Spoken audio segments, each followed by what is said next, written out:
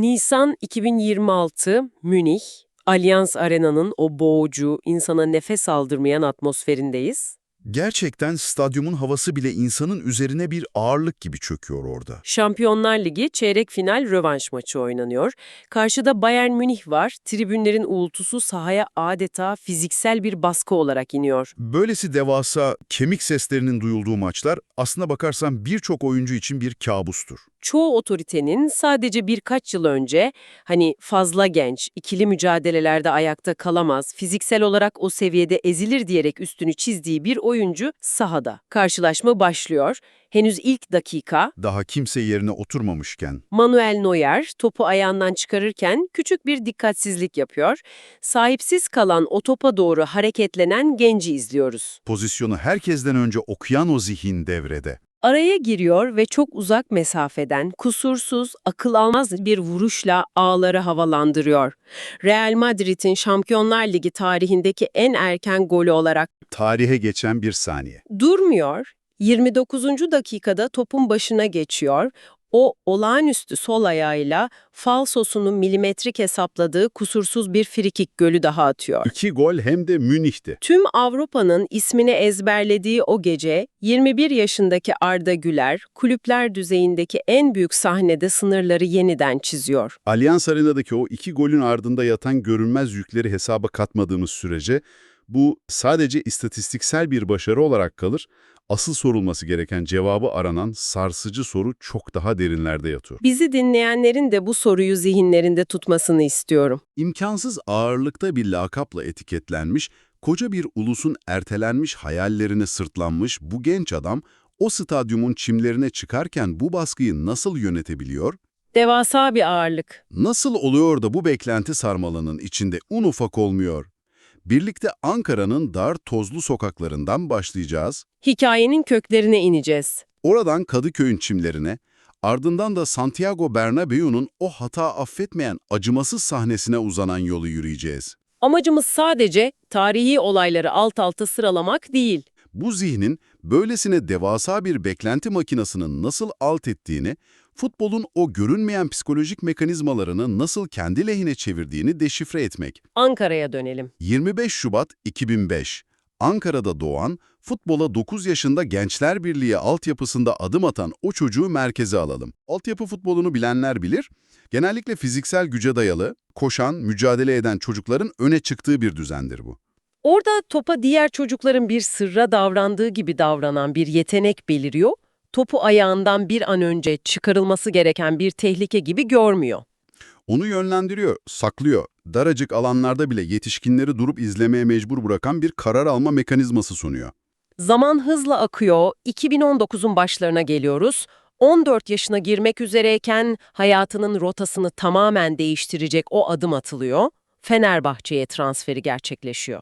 Başkentten, kendi korunaklı ortamından çıkıp İstanbul gibi devasa bir metropole, beklentilerin insanı saniyeler içinde yutabildiği bir ekosisteme gidiş, 13 yaşında bir çocuğun bütün hayatını tek bir bavula sığdırıp çoğu insanın sadece rüyalarında görebileceği bir ihtimalin peşinden koşması başlı başına büyük bir cesaret değil mi? cesaret kelimesi durumu bütünüyle karşılıyor. Sadece saf yeteneğe bel bağlanan, profesyonel arenada test edilmemiş, muazzam riskler barındıran bir kumar boğasına bakarsan. İstanbul'un futbol iklimi genç yetenekleri korumak üzerine değil, Onları anında tüketmek üzerine kuruludur. çocuğun ailesinden ayrılıp o devasa makinenin içine girmesi psikolojik bir savaşın başlangıcı. İstanbul'da o meşhur, o tehlikeli lakap kulaktan kulağa yayılmaya başlıyor. Türk Messi. Büyük bir ağırlık. Sokaktaki taraftar bunu büyük bir iltifat olarak görebilir, bir altyapı oyuncusu içinse bu lakap tam anlamıyla ömür boyu sürecek bir hapis cezasıdır. Kimse bunun farkında olmuyor başta. Her topa dokunduğunuzda, her pas atağınızda dünyanın gelmiş geçmiş en iyilerinden biriyle terazinin aynı kefesine konuyorsunuz. Kimliğinizi bulmanıza izin vermeyen, sizi daima bir başkasının efsanesinin altında yaşamaya mahkum eden bir ağırlık. Genç yeteneklerin onda 9'u bu kıyaslamanın altında ezilir. Sahada basit oynamaya, hata yapmamak için silikleşmeye başlar. Çoğu birkaç yıl sonra alt liglerde kaybolup gider. Arda'nın oyununu diğerlerinden ayıran o teknik detayı çok iyi anlatmamız lazım burada. Onu izlerken Saf hızıyla rakiplerini ezip geçen, kanatlardan rüzgar gibi esen bir sprinter beklemeyin. O hıza dayalı bir oyun oynamıyor. Oyunu zamanlamayla, zekasıyla çözen bir satranç ustası gibi davranıyor. Kapıyı kırmak için omuz atanlardan değil, Kilidin içindeki mekanizmayı dinleyenlerden.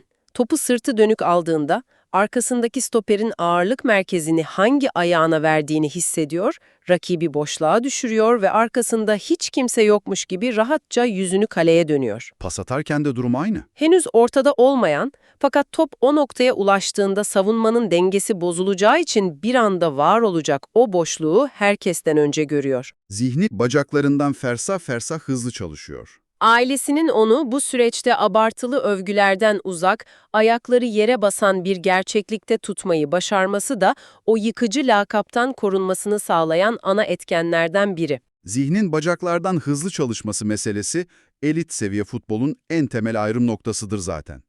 Saha içindeki o satranç ustası benzetmesi durumu özetliyor.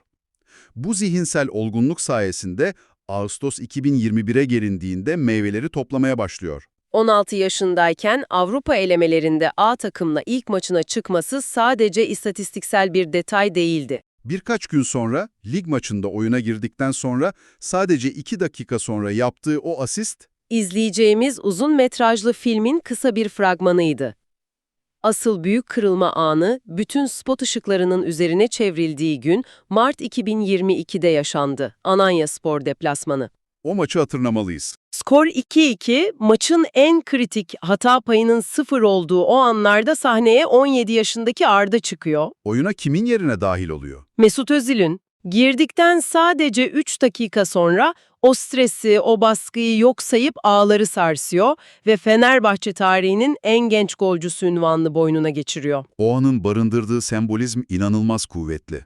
Mesut Özil'in aynı maçta penaltıdan ağları bulduktan sonra yedek kulübesine, kendi yerine giren o genç oyuncuya doğru koşarak gidip sarılması basbayağı bir meşale devri töreniydi. Genç oyuncuların A takıma monte ediliş süreçlerini bilirsiniz.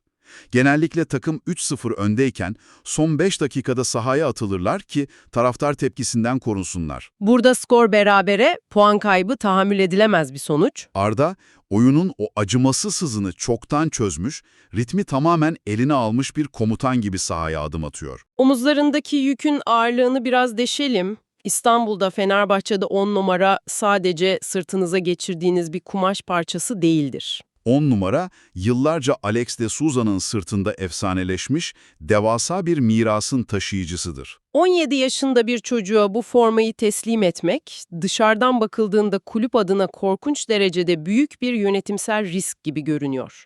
O yaşta bir genci doğrudan ateşe atmak değil mi bu? Riskin büyüklüğü inkar edilemez. Denklemin nasıl tersine döndüğünü izlemek asıl çarpıcı olan kısım. Beklentiler tamamen farklıydı. Normal şartlarda kulübün o genç oyuncuyu sarıp sarmalaması, yükünü hafifletmek için takımın geri kalanına sorumluluk dağıtması beklenir. Ortaya çıkan tablo bunun tam zıttıydı. Koskoca takım bizzat o 17 yaşındaki gence yaslanmaya başladı. Frikiklerin kullanılmasını ona bıraktılar. Oyun sıkıştığında topu ona verip bir sihir yaratmasını beklediler. 23 sezonunda Türkiye Kupası'nı kaldıran takımın hücumdaki bütün temposunu o belirliyordu. Formanın altında ezilmediğini kanıtlıyordu her maç. 2023 yazına geldiğimizde o potansiyel artık Türkiye sınırlarına sığmaz hale geldi. Futbol tarihinin en ikonik iki kulübü Real Madrid ve Barcelona, 18 yaşındaki bu genci kadrolarına katmak için akıl almaz bir transfer savaşına tutuştu. Transfer, 20 milyon euronun üzerinde bir bedelle Madrid'in zaferiyle sonuçlandığında Türk futbolu için bir mihenk taşı yerinden oynadı. Geçmişe baktığımızda yıldız oyuncularımız ancak kariyerlerinin sonbaharında, olgunluk dönemlerinde yurt dışına açılma cesareti gösterirdi. Avrupa'nın en büyük devlerinin henüz zirvesine ulaşmamış, gelişimini tamamlamamış bir genci istediklerini gördük bu kez. Madrid, hazır bir yıldız değil, şekillendirebileceği bir gelecek satın alıyordu. Dünyanın en zorlu, en tahammülsüz kulübüne imza atmak zor bir adımdı. Bu seçimin ardındaki psikolojiyi anlamak için Madrid'de adım attığı o ilk günlerde başlayan acımasız bekleyiş dönemini masaya yatırmalıyız. Bekleyiş çok yıpratıcıydı. Dünyanın en büyük kulübü 18 yaşında bir genç geldi diye oyun planını, hiyerarşisini değiştirmez. O kulüp sadece kazanmaya, kupaları toplamaya programlı devasa bir makinedir. Sizin yapmanız gereken tek şey o acımasız çarkların arasına zorla, kendi yeteneğinizle girmektir. Sakatlıkların birbiri ardına gölge düşürdüğü o ilk sezonu düşünün. Yabancı bir ülkede, kültürüne alışık olmadığınız bir şehirde yeni bir dil öğrenmenin getirdiği o büyük iletişim kopukluğu. Hafta sonu takım sahada kazanırken sizin yedek kulübesinde veya rehabilitasyon merkezinde geçirdiğiniz saatlerin o ezici psikolojik ağırlığı, dışarıdan bakıldığında pırıltılı bir rüya gibi görünen o imza, devasa bir sabır testine dönüştü. Üstelik bu sabır testi sadece fiziksel bir iyileşme süreci değildi. Aynı dönemde kadro, Kylian Mbappe'nin transferiyle hücum hattında tamamen daralmıştı. Oynayabileceği pozisyonlar dünyanın en pahalı yıldızları tarafından parselleniyordu. Tam da bu süreçte İspanyol basınında manşetlere taşınan, doğruluğu hiçbir zaman resmi olarak kanıtlanmamış bir iddia olarak sunulan bir Florentino Perez hikayesi dolaşıma girdi. Arda'nın kiralık gönderileceği, başka bir takımda tecrübe kazanmasının istendiği dedikoduları ayyuka çıkmışken, Kulüp başkanının bizzat telefonu eline alıp Arda'yı aradığı söylendi. O konuşmada gencecik oyuncuya olan inançlarını, onun Madrid'in geleceği olduğunu bizzat ilettiği iddia ediliyordu. dünyanın en soğukkanlı yöneticilerinden birinin böyle bir telefon görüşmesi yapma ihtimali bile içeride yaratılan o bunaltıcı atmosferin boyutlarını gözler önüne seriyor. Üstün yetenekli bir gencin sadece önüne sürekli yeni ve daha tecrübeli dünya yıldızları transfer edildiği için ilk 11 kapılarının yüzüne kapandığını hissetmesindeki o sessiz zulüm ağırdır. Çoğu genç yetenek tam da bu eşikte pes eder. Gelişimini sürdürmek bahanesiyle daha mütevazı takımlara kaçar. Fakat Arda'nın kalıp o savaşın tam merkezinde durmayı, sabretmeyi seçmesi karakterinin de bir analizidir. Kaçmak yerine o giderek daralan ve imkansızlaşan kapıdan geçmeyi kafasına koydu. Bu inatlaşmanın sahadaki karşılığı da muazzam oldu. Takımdan dışlanıp kiralık gönderilen bir oyuncu olmak yerine o daralan kadronun içinde Mbappe'yi besleyen ana oyun kurucuya dönüşmesi inanılmaz bir taktiksel esneklik. İspanyol futbol kamuoyunun maçları izlerken bu ikiliyi efsanevi Cristiano Ronaldo ve Mesut Özil ortaklığına benzetmesi boşuna değildi. Arda'nın kalabalık savunmaların arasından bulup çıkardığı o akıl dolu paslar, hücum hattındaki tıkanıklığı çözen vizyonu, Bu benzerliğin barındırdığı edebi simetriyi dinleyicilere açmak büyük önem taşıyor. inanılmaz bir tesadüfler silsilesi. Arda, Fenerbahçe'deyken kendi idolü olan Özil'in 10 numarasını büyük bir gururla sırtına geçirmişti. Sadece birkaç yıl sonra Madrid'de idolünün eski kulübünün formasıyla idolünün geçmişte üstlendiği o rolü birebir sahneye koyuyor. Yeni jenerasyonun yıldızına Mbappe'ye o ölümcül pasları dağıtıyor. Futbolun kendi içindeki bu kusursuz döngüsü gerçekten büyüleyici. Yine İspanyol medyasında yer alan ve bir iddia olarak değerlendirmemiz gereken oldukça meşhur bir soyunma odası anısını da atlamayalım. Arda'nın sahneye çıkıp 2 harika gol attığı bir karşılaşmanın bitiminde yaşandığı söyleniyor. Başkan Perez'in takımın genel ciddiyetsizliğinden rahatsız olarak tecrübeli yıldızları azarlamak için soyunma odasına girdiği iddia edilir. Fakat başkanın o ağır konuşmaya başlamadan önce Arda'ya yönelip odadan çıkmasını, bu negatif atmosferden etkilenmesini istemediği dile getirilir. O ortamdaki zehirli havanın gencecik bir oyuncunun hevesini kırmasını engellemek için yapılmış bir hamle. Bu iddiadaki şefkat ve koruma duygusunu analiz etmeliyiz. Kulübün en üst aklının oyuncunun aidiyetini artık sorgulamadığını, tam aksine kulübün geleceğini onun şahsında koruma altına aldığını gösteriyor. O acı verici bekleyiş ayları dünyanın en büyük futbol sahnesinde devasa bir yatırıma dönüştü. Sabrın meyvelerini 2025-26 sezonundaki o büyük patlamayla topladılar. 14 Şampiyonlar Ligi maçının tam 13'ünde ilk 11'de sahaya çıkması. Takımın beyni haline gelmesi ve UEFA Şampiyonlar Ligi sezonun en iyi çıkış yapan oyuncusu seçilmesi. Çekilen tüm çilelerin sahadaki kanıtıydı. Madrid'deki başarılar bir kulüp efsanesi yaratıyor olabilir ama odağımızı şimdi asıl hikayenin kalbine, Türkiye milli takımına kaydıralım. Türkiye söz konusu olduğunda onun isminin taşıdığı anlam bambaşka bir boyutta yankılanıyor. Mart 2023'ü hatırlayalım. Türkiye formasıyla rekabetçi bir maçta gol atan en genç oyuncu olarak adını tarihe yazdırmıştı. Ardından Avrupa'nın nefesini tutarak izlediği Euro 2024 geldi. Gürcistan'a karşı oynanan o açılış maçı. 19 yaşındaki gencecik bir oyuncunun ceza sahası dışından o şiddetli kavisle topu köşeye astığı, stadyumu ayağa kaldıran o unutulmaz gol. Sadece bir futbol eylemi değil, bir ulusun üstündeki ölü toprağının atılışıydı adeta. Kulüp takımlarındaki beklentilerle ulusal umutlar arasındaki o devasa farkı irdelediğimizde Gürcistan'a atılan o golün anlamı katlanarak büyür. Türkiye'de futbol sadece bir spor branşı olmamıştır hiçbir zaman. İnsanların ortak bir paydada buluştuğu, sokakları birleştiren ortak bir dildir. Koca bir ülkenin 10 yıllardır süren kronik hayal kırıklıklarının ardından o topun ağlara gidişiyle milyonlarca insanın nasıl derin bir nefes aldığını hissettik. O turnuvada Cristiano Ronaldo'nun 2004 yılından beri kırılamayan rekorunu kırması, milli takımda 10 ve 8 numaralı formaları taşıması, Onun sadece iyi bir oyuncu olmanın ötesine geçip bir ulusun liderine dönüştüğünü ilan ediyordu. bizi dinleyenlerden bir anlığına sokaklara dökülüp o Gürcistan golünü taklit etmeye çalışan çocukları gözlerinin önüne getirmelerini istiyorum. O artık sadece parlayan bir yetenek değil. Yaklaşan Dünya Kupası'nda takımın kalbi ve Türkiye'nin en büyük umudu konumunda. Ankara'nın soğuk sokaklarında küçük bir çocukken televizyonda hayranlıkla izlediği dev oyuncularla arasındaki o mesafe tamamen kapandı. Artık ekranın karşısındaki o çocuk değil, bizzat kendisi o devlerden biri. Bütün bu anlattıklarımızı bir araya getirdiğimizde baştan beri sorduğumuz o 3 soruyu masaya yatırmanın vakti geliyor. Bu hikaye neden önemli? Arda Güler neden önemli? Ve onun bu yolculuğu bugün bizlere ne söylüyor? Bu soruları pes etmeyi, reddetmek üzerinden cevaplayabiliriz.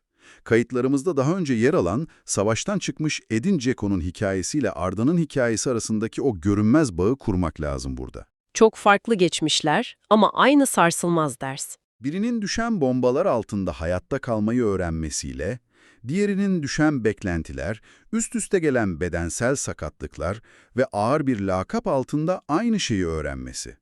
Oynamaya devam etmek ve bir sonraki dokunuşun her şeyi değiştirebileceğine inanmak, Arda, bekleyişin zaferin düşmanı değil, bedeli olduğunu öğrendi.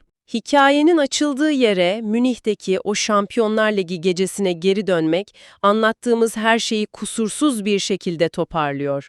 O tarihi maçın sonlarında yenilgi ihtimaline isyan edip hakeme itirazdan kırmızı kart görmesindeki o saf kazanma hırsı. İçindeki ateşin sönmediğinin en net göstergesiydi. İmkansız denen hiçbir şeyin olmadığını kanıtlayan en iyi argüman, kağıt üzerindeki bir cümle değil, 29. dakikada sahneye çıkan o sol ayaktır. 21 yaşındaki bir gencin bir ulusun ağırlığını dünyanın en hafif şeyiymiş gibi taşıdığı bu henüz bitmemiş kitabın sayfalarını okumak insana kendi sınırlarını sorgulatıyor. Daha yazılacak çok bölüm var.